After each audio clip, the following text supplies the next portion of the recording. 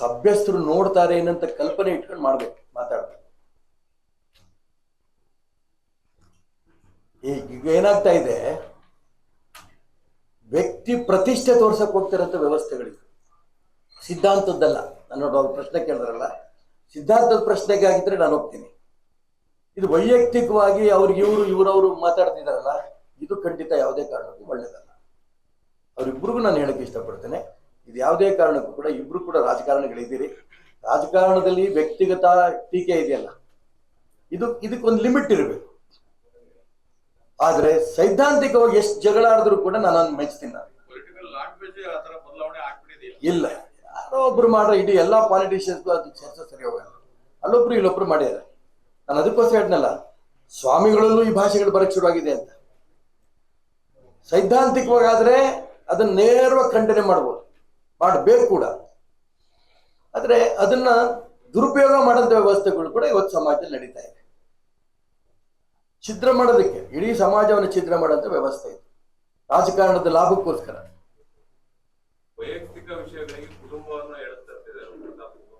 ನಾನು ಹೇಳಿದ್ನಲ್ಲಪ್ಪ, ತಪ್ಪು ಮೂಲ ಇಲ್ಲ ಹೇಳ್ತೀನಿ, ತಪ್ಪು ಯಾವ ಕಾರಣಕ್ಕೂ ಇದು ನಾನು ಒಪ್ಪಲ್ಲ.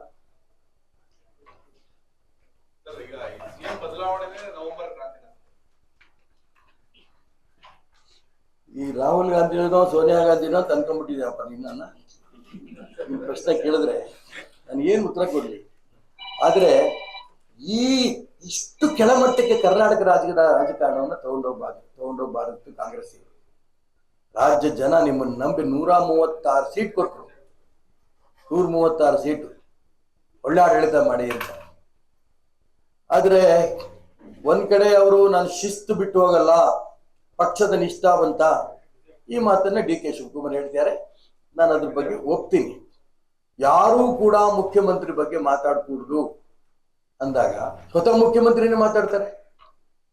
5 ವರ್ಷ ನಾನೇ ಮುಖ್ಯಮಂತ್ರಿ. ಅವ್ರ ಮಗ ಹೇಳ್ತಿದ್ದ ಮೊನ್ನೆ ತನಕ, ನಮ್ಮಪ್ಪ 5 ವರ್ಷ ಮುಖ್ಯಮಂತ್ರಿ. ತಗೊಳ್ಳಿ, ಅವ್ರಿಬ್ಬರ ಬಗ್ಗೆ ಕ್ರಮ ತಗೊಳ್ಳಿಗಾರೆ. ಶಿಸ್ತಿನ ಪಾರ್ಟಿ ಅಂತ ಯಾರೋ ಅನ್ಸಾರ್ ಏನೋ ಇಕ್ಬಾಲ ಯಾರೋ ಅವನು ರಾಮನಗರದ ಮೇಲೆ ಅವನಿಗೆ ನೋಟಿಸ್ ಕೊಡ್ತೀನಿ ಅಂತಂತಾರೆ. ಯಾಕೆ ಮುಖ್ಯಮಂತ್ರಿ ಕೊಡಲ್ಲ? ಯಾಕೆ ಯತೀಂದ್ರಿಗೆ ಕೊಡಲ್ಲ?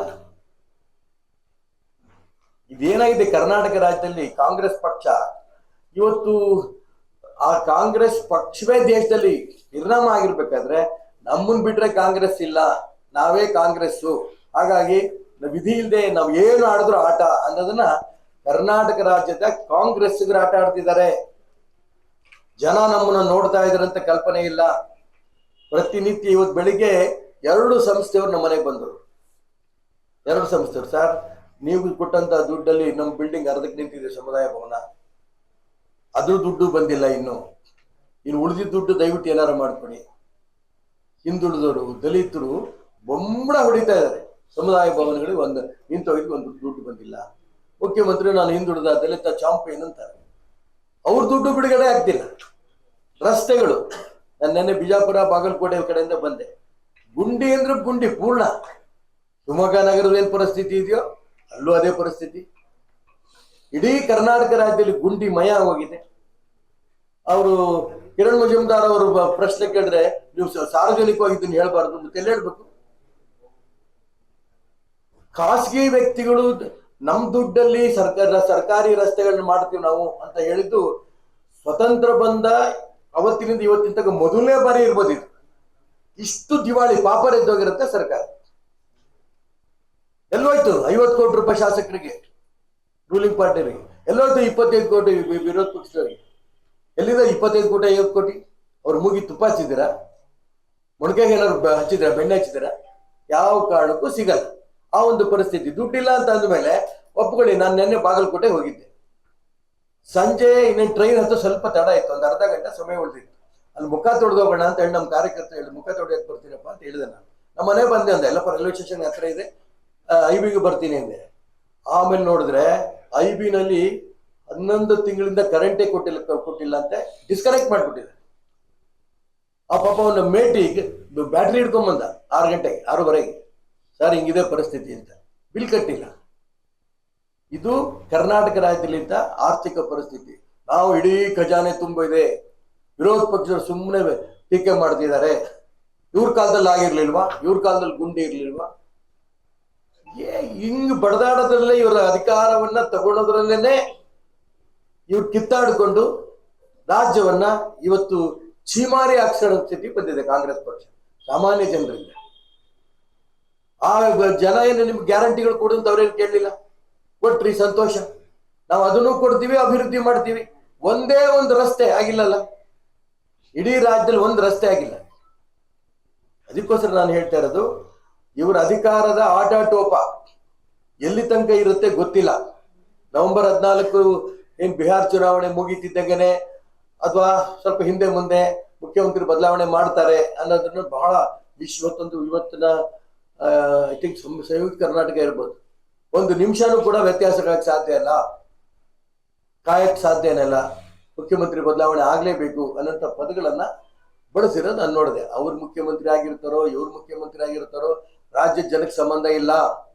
ರಾಜ್ಯದ ಜನಕ್ಕೆ ನಿಮ್ಮನ್ನ ನಂಬಿ ಓಟ್ ಕೊಟ್ಟಿದಾರಲ್ಲ, ಅವರ ಅಭಿವೃದ್ಧಿ ದಿಕ್ಕಲ್ಲಿ ಗಮನ ಕೊಡಿ. ನಾವು ಅಷ್ಟು ಮನೆಗಳು ಕಟ್ಟಿದೀವಿ, ಇಷ್ಟು ಮನೆಗಳು ಕಟ್ಟಿದೀವಿ ಅಂತ ಹೇಳ್ತಾರೆ. ಶಿವಮೊಗ್ಗದಲ್ಲಿ ಮನೆ ನಿಂತೋಗಿದೆ ಕೆಲಸಗಳು.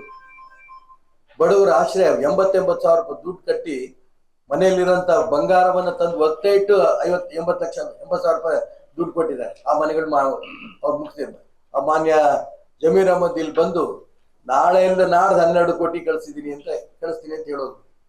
ಆ ನಾಳೆಯಿಂದ ನಾಡ್ದು ಇನ್ನೂ ಬಂದಿಲ್ಲ, 6 ತಿಂಗಳಾದ್ರೂ ಕೂಡ 12 ಕೋಟಿ ಆ ಬಡವರ ಮನೆಗಳಿಗೆ. ಪವರ್ ಇಲ್ಲ, ಅಲ್ಲಿ ಮೂಲಭೂತ ಸೌಕರ್ಯಗಳಿಲ್ಲ, ಇಂಥ ಪರಿಸ್ಥಿತಿ ಇದೆ. ಇಡೀ ಕರ್ನಾಟಕ ರಾಜ್ಯ ಸರ್ಕಾರ ಸಂಪೂರ್ಣ ಪಾಪರ ಎದ್ದೋಗಿದೆ. ಅದಕ್ಕೋಸ್ಕರ ನಾನು ಹೇಳ್ತೀನಿ, ಅಧಿಕಾರಕ್ಕೋಸ್ಕರ ಇವ್ರು ಬಡದಾಡ್ತಾ ಇದ್ದಾರೆ. ಇವ್ರು ಬಿಟ್ಕೊಡ್ಬೇಕೋ ಬಿಟ್ಕೊಡ್ತಾರೋ ಬಿಟ್ಕೊಡಲು ಅದಕ್ಕೆ ಕೇಂದ್ರದನ್ನ ಅವ್ರ ಹೈಕಮಾಂಡ್ ತೀರ್ಮಾನ ಅಂತ ಒಂದ್ ಕಡೆ ಹೇಳ್ತಾರೆ, ಇನ್ನೊಂದ್ ಕಡೆ ನಾನೇ 5 ವರ್ಷ ಮುಖ್ಯಮಂತ್ರಿ. ಇದೇನಾದ್ರು ಇವ್ರ ನಾಲ್ಗೆಗೆ ಏನಾದ್ರು ಬೆಲೆ ಇದೆಯಾ? ಜನ ಏನ್ ಅನ್ಕೊಂತಾರೆ ಅಂತ ಮೈಮೇಲೆ ಪ್ರಜ್ಞೆ ಇದೆಯಾ? ಇದು ಈ ಕಾಂಗ್ರೆಸ್ಸಿನ ಸರ್ಕಾರದ ಒಂದು 100% ವೈಫಲ್ಯ. ಏನು ಹೋರಾಟ ಮಾಡ್ಬೇಕು ಅಂತ ಯಾವ ಇಶ್ಯೂ ತಗೊಂಡು ಹೋರಾಟ ಮಾಡ್ಬೇಕು ನನಗಂತೂ ಅರ್ಥ ಆಗ್ತಿಲ್ಲ. ಇದು ಇಷ್ಟೊಂದು ಅರಾಜಕತೆ, ಕರ್ನಾಟಕ ರಾಜ್ಯದ ಕಾಂಗ್ರೆಸ್ ಸರ್ಕಾರ ಇಷ್ಟೊಂದು ಅರಾಜಕತೆ ಹಿಂದೆಂದೆಂದೂ ಇರಲಿಲ್ಲ. ನಿಜ, ಮುಖ್ಯಮಂತ್ರಿ ಸ್ಥಾನಕ್ಕೆ ಅವ್ರು ಬರ್ತಾರೆ, ಇವ್ರು ಬರ್ತಾರೆ, ಬಡದಾಟಗಳು ಆಗಿದಾವಿಲ್ಲ ಅಂತಲ್ಲ. ಆದ್ರೆ ಇಷ್ಟು ಅರಾಜಕತೆ ರಾಜ್ಯದ ಇತಿಹಾಸದಲ್ಲಿ ಮೊದಲನೇ ಬಾರಿ ಆಗಿದೆ. ಇದರ ಪರಿಣಾಮ ಬರುವಂತ ಚುನಾವಣೆ, ಯಾವುದೇ ಸಂದರ್ಭದ ಚುನಾವಣೆ ಬಂದರೂ ಕೂಡ ರಾಜ್ಯದಲ್ಲಿ ಕಾಂಗ್ರೆಸ್ ಅಡ್ರೆಸ್ ಇಲ್ದಂಗೆ ಹೋಗುತ್ತೆ. ಹಿಂಗ್ ಬೇರೆ ಬೇರೆ ರಾಜ್ಯದಲ್ಲಿ ಕಾಂಗ್ರೆಸ್ ಲೆಕ್ಕದಲ್ಲೇ ಇಲ್ದಂಗೆ ಸೋತಿದ್ಯೋ ಅದೇ ರೀತಿ ಶಿವಮೊಗ್ಗ ಕರ್ನಾಟಕನೂ ಕೂಡ ಕಾಂಗ್ರೆಸ್ ರಾಜ್ಯದಲ್ಲಿ ಅಡ್ರೆಸ್ ಇಲ್ದಂಗೆ ಸೋಲುತ್ತೆ. ನಿರ್ಭೀತ, ನಿಷ್ಪಕ್ಷಪಾತ, ವಿಶ್ವಾಸಾರ್ಹ ಸುದ್ದಿಗಳಿಗೆ ಮತ್ತೊಂದು ಹೆಸರಾಗಿರುವ News18 ಕನ್ನಡ ಈಗ ಆಪ್ನಲ್ಲೂ ಲಭ್ಯವಿದೆ. ದಯವಿಟ್ಟು ಇಲ್ಲಿರುವ QR ಕೋಡ್ ಅನ್ನು ಸ್ಕ್ಯಾನ್ ಮಾಡಿಕೊಂಡು ಆಪ್ ಡೌನ್ಲೋಡ್ ಮಾಡೋದಕ್ಕೆ ಮರಿಬೇಡಿ. ನಿಮ್ಮ ಬೆಂಬಲ ಹೀಗೆ ಸದಾ ನಮ್ಮೊಂದಿಗಿರಲಿ. ಧನ್ಯವಾದ.